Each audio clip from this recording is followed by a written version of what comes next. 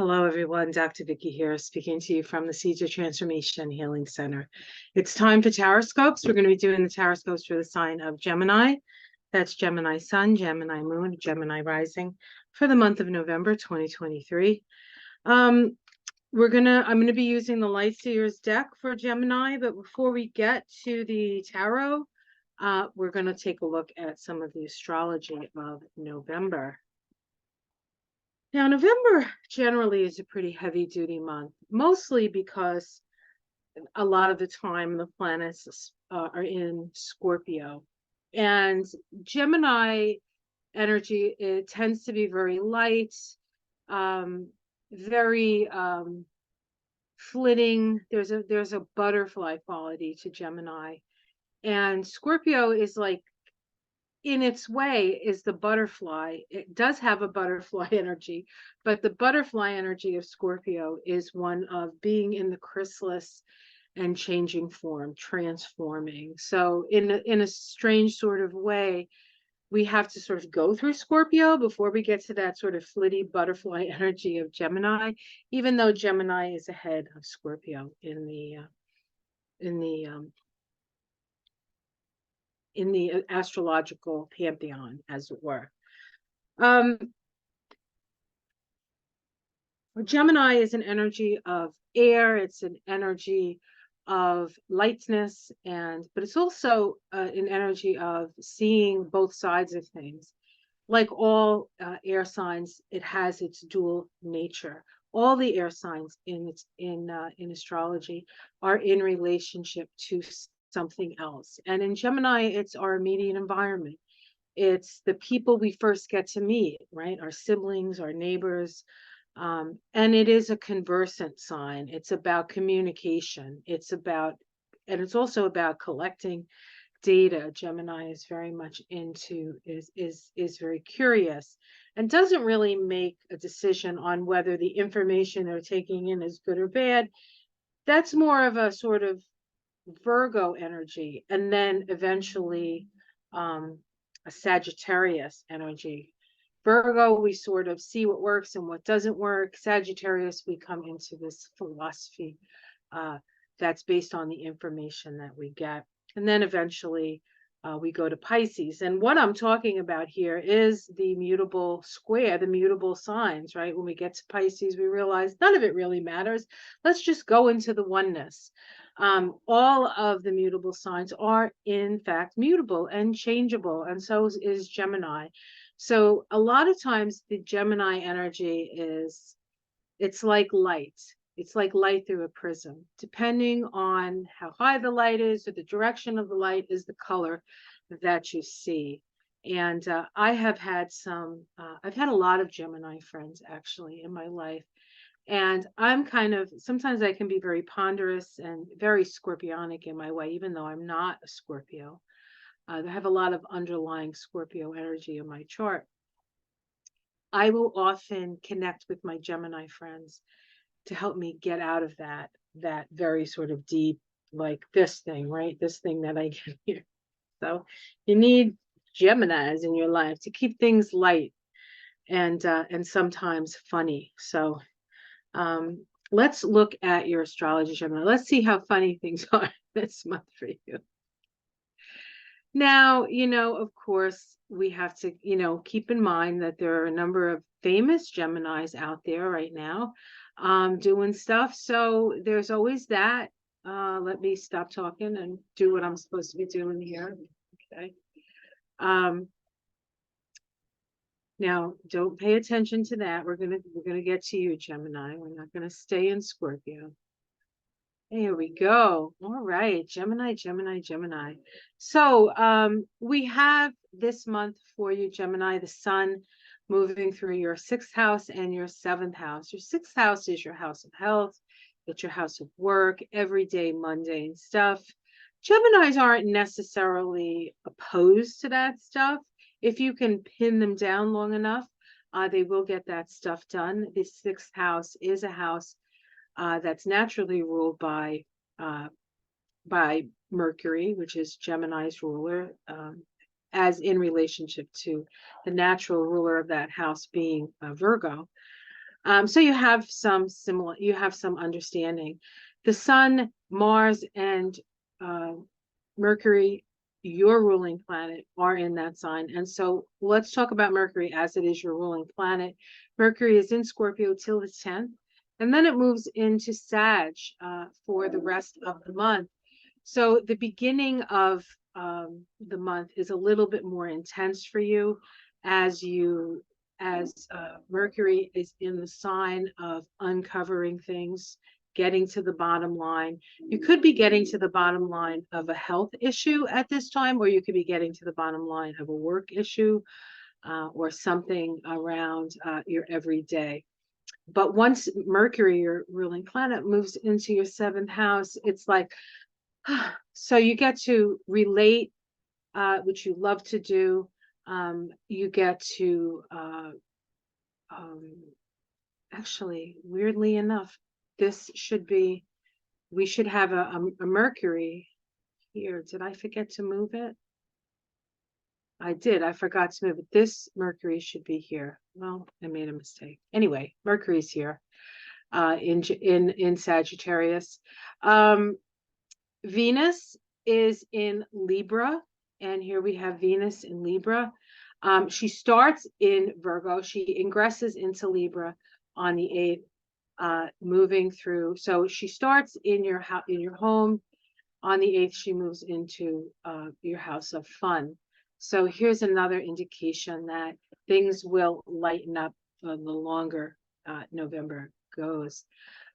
That being said, Mars is in Scorpio for most of the month. So Mars is in that 6th house of health. You do need to watch your inflammatory processes when Mars is in there. Mars in Scorpio is deep emotional stuff. And so Gemini tends to be surface when it comes to that stuff. But you do have some deep emotional stuff. And if you have issues, they could be coming up as like psychosomatic stuff. So if you do feel ill or sick or things come up like that, I would, of course, go to the doctor first, right? But look into the more psychological stuff with that, because that may be the root cause of it. You also have to watch your generative organs, And we do have a new moon in Scorpio, and we do have that new moon opposing Uranus, which is in your 12th house. So there can be things that sort of come up that are karmically that have to do with your karma.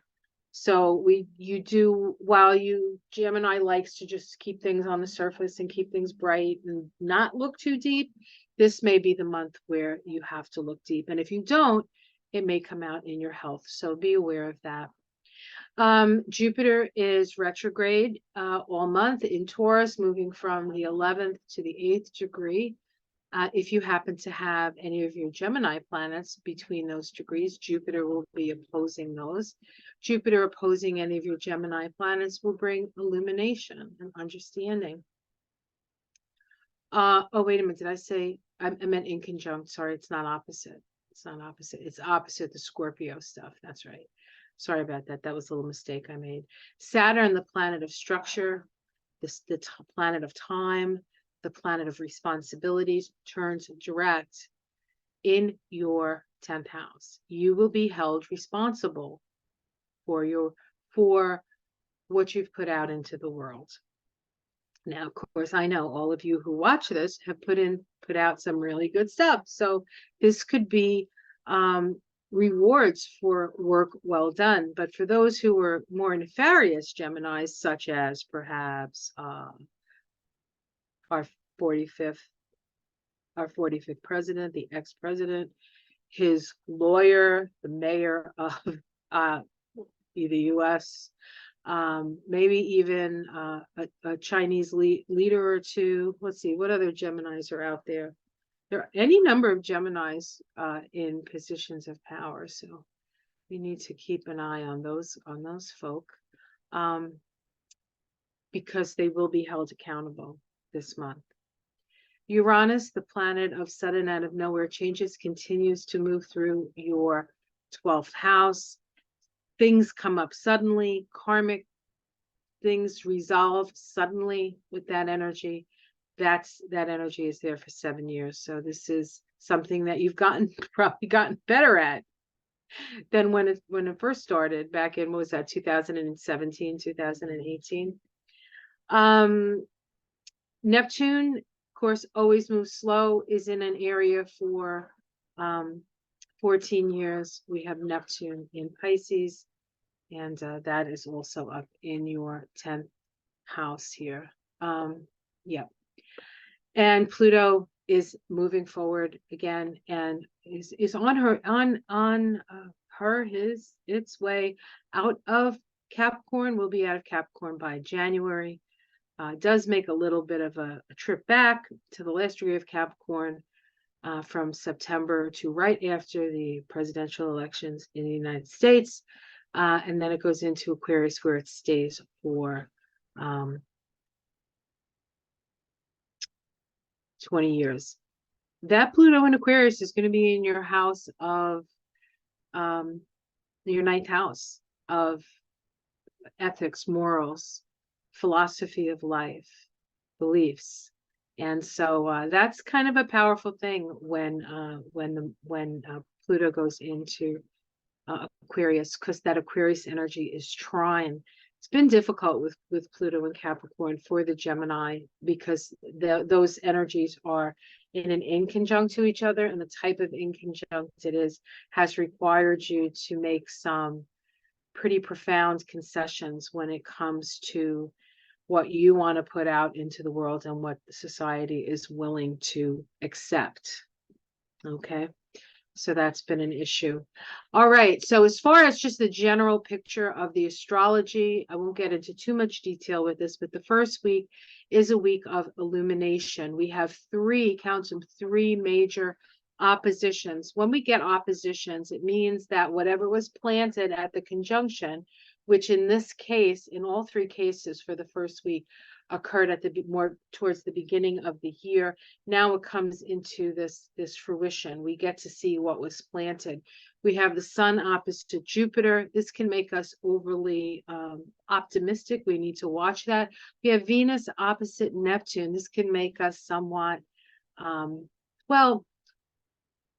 Venus opposite Neptune gives us a view of the more personal side of Venus and the more collective side of Venus, as Venus is Neptune is a higher octave of Venus. And we have also Mercury opposing Uranus. Uranus is the higher octave of Mercury. So there's this energy of our personal lives and the collective lives in sort of a contrast to each other. And then we have Saturn stationing direct at that time, and that's going to sort of put the spike in the ground. And so we're fully aware of the world that we're living in now. What are we going to do about it? Saturn, what needs to be healed? Saturn and Pisces. What needs to be dissolved? Saturn and Pisces.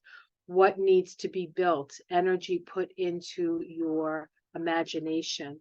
What do you want to build? Do you want to imagine a better world, or do you want to imagine a world that's, to quote an ex-president, carnage? Right? What we say creates our reality. What we do, what we focus on, and oftentimes what we fail to do creates our reality. We need to take responsibility for ourselves. Saturn and you too, because we have Saturn in the 10th house, the house of responsibility. So you need to be aware of what it is that you're doing or not doing in certain cases. And that's true of all of us, not just Gemini. But you'll feel it maybe a little bit more intensely, because we do have Saturn in that 10th house. On the second week, we have Mercury. Mercury, your ruling planet, trining Neptune. That's inspirational. We have Venus trining Pluto. That's getting down to what you really, really want, what you really desire, right? That energy. Your ruling planet Mercury also makes a sextile to Pluto and a square to Saturn. That sextile to Pluto brings a depth of understanding. But that square to Mercury says, okay, now you have to be responsible. You have to become an authority in your own life. You can no longer play the blame game, guys. It's your responsibility. We also have at the end of that week, the second week, we have an opposition of Mars and Uranus. This is a very tense aspect and explosive in its nature. So be especially careful. That happens on Saturday of the second week, which is the 11th, right? Just want to make sure I'm giving you the right day here. Yeah, so the 11th. Interesting, in the East Coast, it's occurring at 411, 411. And 411 used to be, I don't know if you can still do that on the phone, but it used to be information. 411 was information. I'd like the telephone number of Mr. Smith on 45th Street, right? Oh, Smith and 45th. Oh no, what did I just say? That's right. Jack Smith is a Gemini. He's a good Gemini. Oh no, and 45 is the 45th president. He's a bad Gemini. All right, sorry, I don't know where that came from. That came right through. Okay, so we'll probably hear something about Smith and Trump this month. Okay, let's continue. On week 3, we have a new moon in Scorpio. That new moon is occurring in your house of health, and so this is a good time to start a health regime. It is in a very tight opposition to Uranus, so it may require some pretty extreme changes for you, or things may happen that require you to make extreme changes. So we'll see how that works out through that lunation cycle. Eventually, that lunation cycle comes to its fruition point, its opposition with the full moon, and that full moon happens to be in Gemini in your first house. So it is kind of it's actually exposing you in a way. The moon is right up front. Your feelings are right up front. And that full moon occurs on the full moon occurs on the 27th. That's Monday. The new moon is occurring on the 13th, which is also a Monday. And Monday, da, da. Anyway, I'm very singy today. While I'm doing this, the moon is in Pisces, and I've been singing songs all day, making them up as I go. All right. On week 3, we have as I said, the new moon in Scorpio. We also have Mars and the Sun trining Neptune. This is putting our energy into utilizing our imagination. I would say imagine well, do not imagine the worst, imagine the best. And at the end of that third week, we have Mars make a conjunction to the Sun. This is a 2-year cycle. It's occurring at the 26th degree of Scorpio. So it's happening in your 6th house. Again, this is an indication of taking new actions when it comes to maybe your health, new actions when it comes to karmic situations that you need to resolve. And it can also be a start of, maybe even new work, or a new type of work that you're doing, because that 6th house is the house of work. The 10th house is more the house of career. So the 10th house is what people see, but the 6th house is the work that you do. So you're going to be very busy this month doing the work that you do, because there's a lot of energy in that 6th house. Week 4, we have, because the Sun and Mars conjoined at the end of the 3rd week, as we move through the 4th week, anything that happens to the Sun is also happening to Mars. We have a sextile to Pluto. That's an opportunity for progressive change, especially with Mars, the planet of action. The Sun does it first. You see the progressive change that's needed, and then Mars is taking the action to change. Hopefully, that can happen here in where I am in the US. We definitely need some change from the stagnation that we find ourselves in. We have the Sun then move into Sagittarius, and then Mars moves into Sagittarius shortly thereafter. And if you move into the 1st degree of Sagittarius, the first thing you hit is Saturn in Pisces, reality check. So A lot of reality checks coming with that fourth week of Sag. For all of us, for you, it has to do with how you're seen. Very, very public stuff. On the fifth week, the last week, we do have the full moon in Gemini, as I said, and we end the month with Mercury squaring Neptune. Now, Mercury is your ruling planet, a square to Neptune. This is occurring in the latter degrees, right? Neptune is at 26, 25 degrees, 26, 25. So if you're a 26, 25 degree Gemini, if you have a planet at those degrees, Neptune has been making a square to that. Not something that your, oh, wait. Mercury square. Yeah, from Sagittarius. So, I'm sorry. So, Pisces has been squaring your latter Gemini planets. And with Mercury coming to Sag, it makes a T-square. Right? So T-squares are about action. And Mercury square Neptune, we have to watch for fibs. But it can also be inspiring. So it sort of depends. So that's what's going on. The fibs could be coming through partnership, people lying to you, lying about you, or in some cases, like the evil Geminis I spoke of, what you're saying and people are telling the truth, and you're the liar, right? So depends. There's always two sides to Gemini. All right, hopefully that wasn't too confusing. I know it in my head, and sometimes it doesn't come out of my mouth quite right. Okay. So we're going to be using the Light Seers deck. It's a nice light deck for a nice light sign. And we'll see what's up for Gemini for November.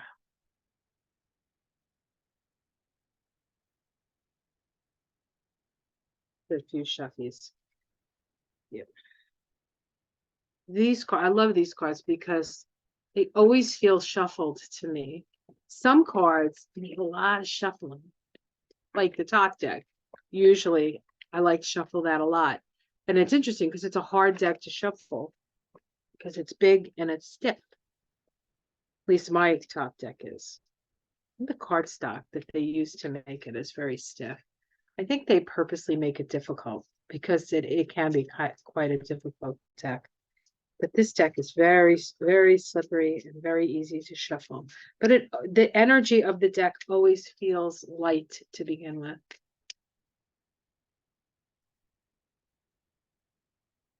I think last month I might have used the top deck for Gemini. Maybe not. I do on occasion. Okay. I actually like the top deck for the air signs. Okay, let's see what we have here. We have the Hierophant. This now, because there's so many Geminis in positions of difficulty, I'm going to try to keep it to you, but I am going to also mention the famous people who are Geminis. So this is the Hierophant. In this deck, it's about, like, the Hierophant is generally traditions and government and courts and sometimes religion, right? It's this very sort of structured energy. But in this deck, it's not. It's really more about the journey of ascension and understanding of that journey. And it doesn't, what people in history have done to help us make the journey to those higher realms is a very structured thing. And sometimes the structure, I think, has gone too far. It makes it too hard in some cases, when we can have an instantaneous awakening, as it were. And this is a Taurus card, and we do have Uranus in Taurus. So things that were normally difficult to get to because it was an arduous journey up the path of the initiate has sort of like blown up, and and and there's a lot more light because of it, but because of the light, there's also more darkness. And so it's in a way a little bit easier to see the darkness than it used to be. The darkness would be in the dark, so you wouldn't see it. But when the light comes on, you can see the dark places. And so there is this sort of instantaneous awakening that's happening at this time. Let's see with a challenge to that. The Queen of Swords. So this is justice. This is good judgment. If you happen to be Trump, this could be Letitia James, or it could be Fonnie Willis, or if you're the other ones. This is an explosion of energy and light, and the challenge is organizing it to bring justice to a situation. Underneath it all, we have the Knight of Wands. This is, in this deck, I love this card in this deck. It's about celebration. It's about taking spirit on the road, living your spirit. This is about living your spirit. And that's what it's requiring us to do. We're here to live our spirit. In the past, we have the Empress. This is abundance, growth, creative imagination. You have been there's been something gestating for you. Something has been gestating. In the sky, we have Temperance. We are being warned to stay in the middle. This is the healing energy. It's alchemical, but it requires us to be this is a Sagittarius card, so it requires us to put one foot in front of the other, not get caught up in extremes as the light comes on and the light and the darkness is exposed. It's about a spiritual initiation. So you, Gemini, are going through a spiritual initiation. It's going to feel like you don't have a whole lot of control this month, that things are happening to you or things are happening around you. In point of fact is you don't really have a lot of control. You're sort of hung up, but in that process, the best way to deal with that is to look at the situation from a different perspective and stay connected to cosmic consciousness. After all, the light has turned on for you. And so you need to make the most of the light, but it's less about external action and much more about an internal journey for you. How it's seen from outside of you, we have the Four of Pentacles. You're seen as somebody who's a little bit frugal. Frugal's a good word. Maybe not willing to share your resources here, but of course, I think that's wise in many cases, because if you've worked hard for it, then you should have the right to keep it. In your domestic situation, we have the Ten of Pentacles. So there's a lot of family time here, a lot of family. This isn't a negative family card at all, but I feel like you're going to be spending a lot of time surrounded by family. And of course, November is Thanksgiving, right? So this may be a time when you naturally hang around your family. Hopes and fears. Will you get your due? Yes, you will be paid in kind to what you've done. So you don't, finances are not as much of an issue as you may think they are.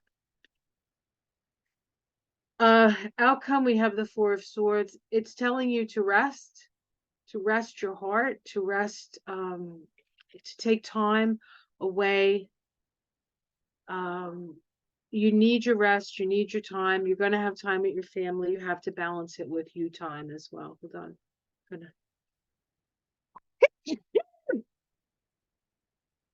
Excuse me. As my mother would say, it's true. If you say it and you sneeze, it's true. She had a Gemini moon. Excuse me. I'm going to pick to see if we can get a major arcana. We have the Five of Swords, which is not a good card. It's sort of a mental instability card. So let's see what else comes up. The Three of Cups, friendship, circles of support, and the Page of Cups, which can be good news, but not necessarily reliable. So if you're feeling like, I think you're in this nest for your mental health. This is for your mental health, because otherwise we have this card, right? But your friends will be helpful to you. Your friends will be helpful to you, but you can't believe everything everybody says. Okay, you need to be discerning about what. It's not that they necessarily, there may be somebody who wants to help you and really from their heart of hearts wants to help you, but they're not the most reliable person. So you need to be aware of that. Underneath it all, we have the 10 of Wands, which is burdens. We have the 4 of Cups, which is dissatisfaction, right?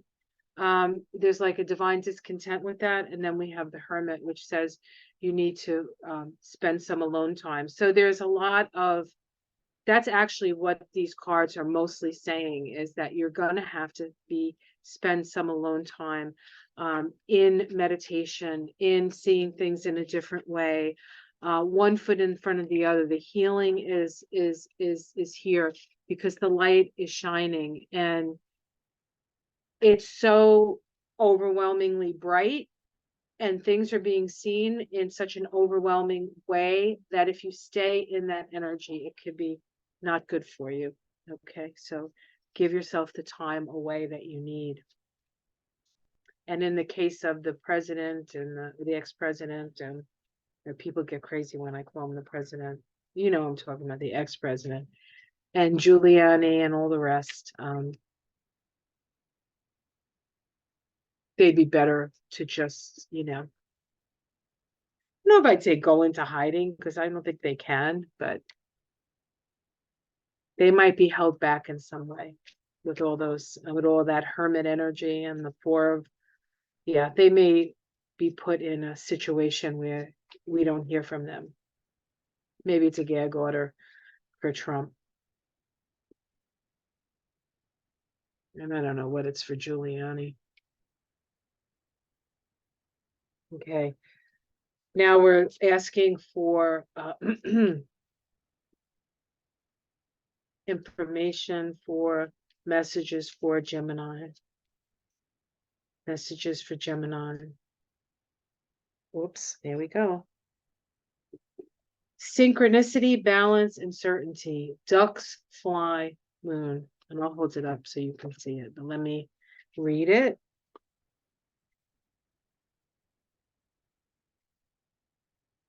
Full illumination this month. Ooh. Well, if you have nothing to hide, it's a good month. It is a month of rest, though. So please do your rest, even if you're a good Gemini. If you're on the good side of things. Duck fly moon. All right, I'm going to hold it up, but let me read this first. Duck fly moon brings about the changes that are necessary to achieve inner balance. Okay, so here's the card. Oops, let's see if I can get it to focus. These cards are really pretty. I'm going to make sure you. Oh, maybe I should get behind it. Yeah, just focus on me. All right. Because of this moon's extreme polarity of opposites, people born under this sign feel either great confusion or complete balance in their lives. This is so funny. When is this duck fly moon? September 23rd to October 23rd. So this is the Libra. This is Libra. Duck fly moon is the Libra moon.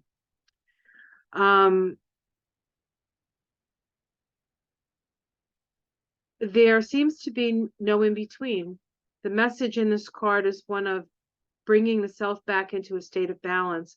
Let go of all judgments or ego attachments and become the bridge between the earth and the sky. You know, that's funny because the card, the first card, do I have it here? The first card was a bridge between the earth and the sky, right? This was the first card that came up. That is a bridge between the earth and the sky. Funny how that works. Okay, back to the card. Yeah, okay.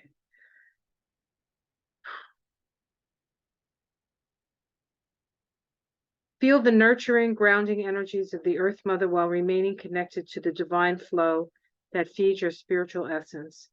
When you reach this state, that feel that state of, sorry.